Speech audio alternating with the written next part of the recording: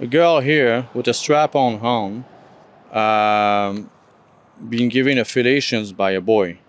So, and the school district, they say that this is to prevent, let's say, sexual abuse or to educate children about sex. It has nothing to do with that.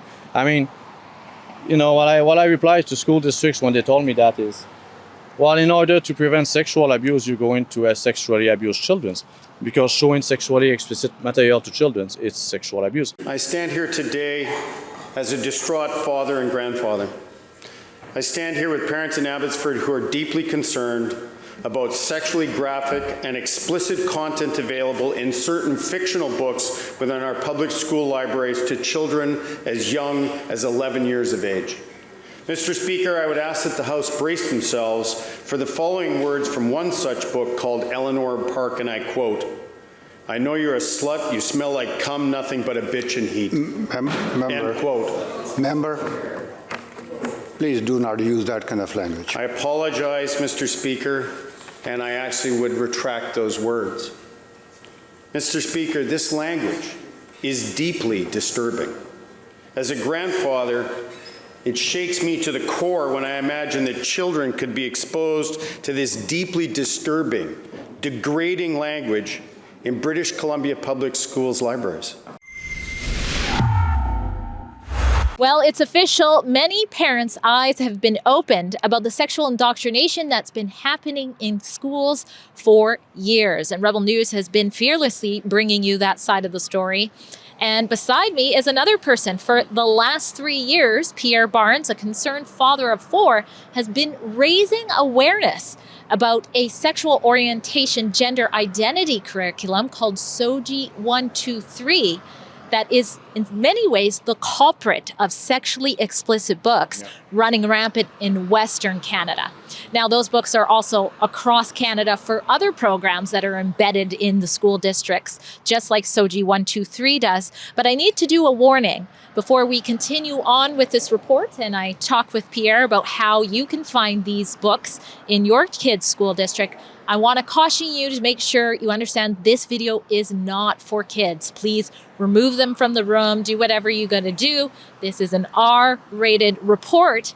And unfortunately, that's what's inside of kids' schools today in Canada. Now, you've been letting people know concerns or the other side of the story to this program, SOGI 123, for 3 years now. Why was it important for you to do so?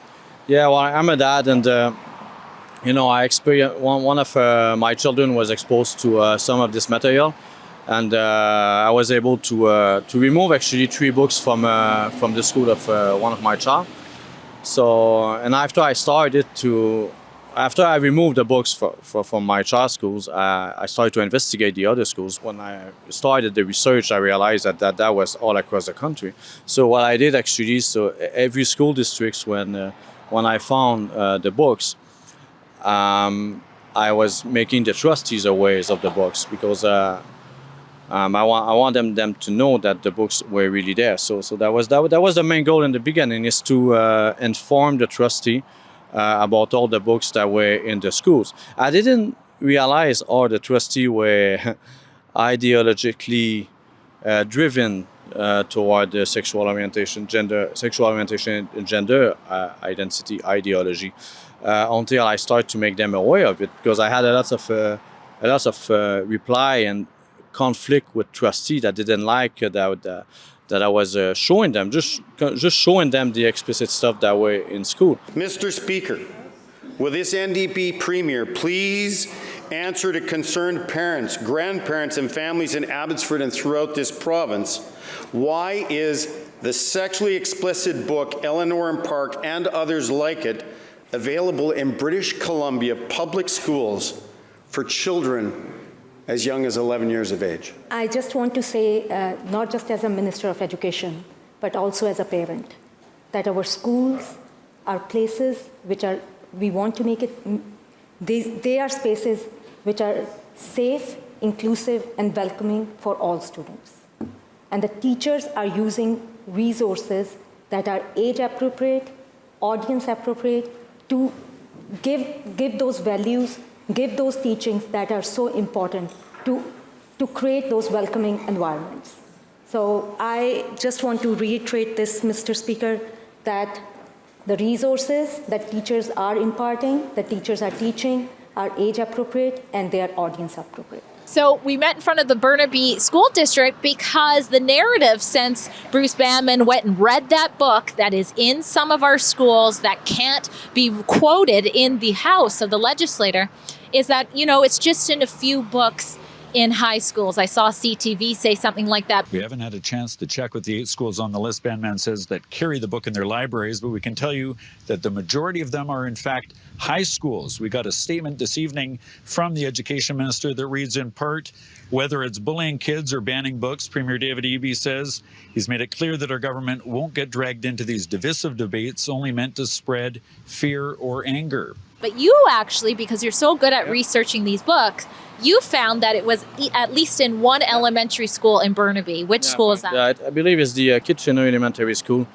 Yeah, it's right there. So I find the book. So you can take a look online actually into the Burnaby School District library and you'll find the book. Just type Eleanor and Park and you'll find the book right there. So you can find the books on my website on the exposingsoji123.com website, and you go on the tab book, and on the book locations, every locations in Canada where I did the research, I always create a PDF files just to save the research in case that that they decide to tell us that the books were never there. I hate to make you do this, but why don't you just walk us through a few of the concerning books and let us know roughly what grades they're in and things like that in Canada? Yeah, so I'm going to start with the gender queer. The gender queer, I was actually able to remove that book from the Abbotsford School District. Here you got what seems to be a teenage girl that injects herself with testosterone. This is right in the book.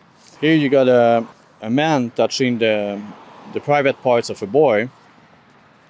I'm just going to show you. Yeah, and it really does. I mean, we'll have to blur some of this out, but it really, because of the beard, it does look like an adult male with an adolescent child. Yeah.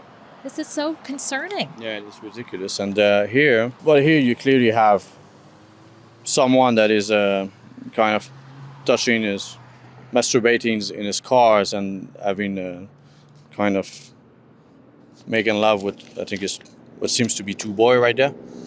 Right in the So book. what grades are these books in? I mean, I think I know the answer, but I'll For the gender queer, I find a gender queer from middle school to secondary school. So from grade 6 to grade 12.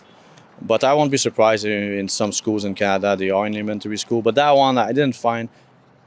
I have to we take a look at my research. Maybe I got one place when it's in the elementary school. But okay, look at this. So that one here, you got a girl here with a strap-on home being given affiliations by a boy. So, and the school district, they say that this is to prevent, let's say, sexual abuse or to educate children about sex. It has nothing to do with that. I mean, what I replied to school districts when they told me that is, well, in order to prevent sexual abuse, you're going to sexually abuse children, because showing sexually explicit material to children is sexual abuse. So it doesn't make any sense to expose children to this. Now, the next book you're going to show us or talk about, brace yourself, is called Let's Talk About It, and it's in middle to high school books. Tell us some of the egregious stuff in there. Yeah, I think that one is one of the most disturbing books that I have seen so far in regards to the cartoon. I think it's very it's disturbing. Actually, they on that one they are showing people masturbating, and they really are showing the private part in real details, and they're showing women masturbating, men masturbating. They're showing a woman with a penis, a man with breasts, a man with a vagina. It's this book is completely evil. One of the most concerning things to me is that it's almost promoting kids to go online, or it is, and Google and search sexual fantasies online. It literally says in this book that that's a good place to go. That is shocking, considering we've brought you recent reports at Rebel News about how the sexual exploitation of children has skyrocketed in our very own backyards, in suburban areas, including with boys. And you have books like this in schools saying, oh, the internet's this safe place to Google.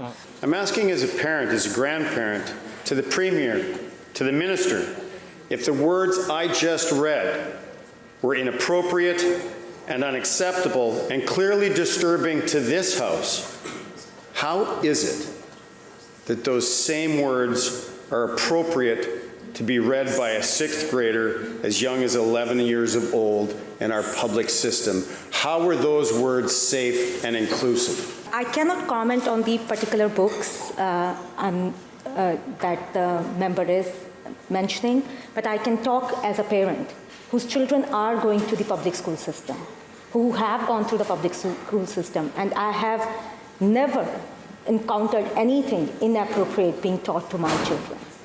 And I take such pride in our public education system. I am so proud of the teachers who are working every day. I, in fact, raise my hands to all the work that is happening in our schools. Our schools are very diverse places, Mr. Speaker, and as leaders, as school leaders, it is our responsibility that we respect that diversity and we are making our schools as safe as possible.